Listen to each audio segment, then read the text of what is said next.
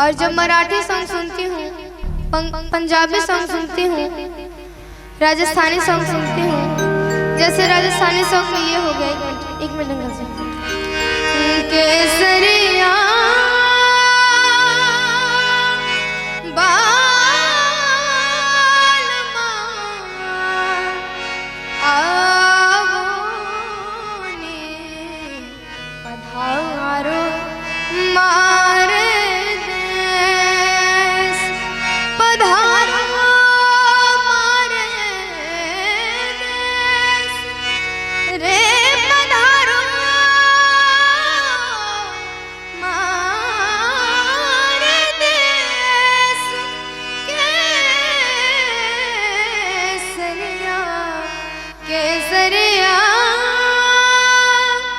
Rajasthani song था।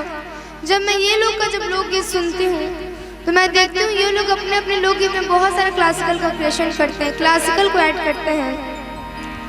तो मैं एक बार अपने पापा से क्वेश्चन की कि जब ये लोग अपने अपने लोकगीत में क्लासिकल का क्रिएशन करते हैं, क्लासिकल को ऐड करते हैं, तो क्या हम लोग नहीं कर सकते हैं? तो पापा बोले कर सकते हैं। तो ये जो लोकगीत है अइबे करी, इसमें मैं खुद से क्लासिकल का क्रिएशन की हूँ। और ये जो लोकगीत है ये राग मिश्र कलावती पे आधारित है। आइए इसका एक थोड़ा सा झलक देखते हैं।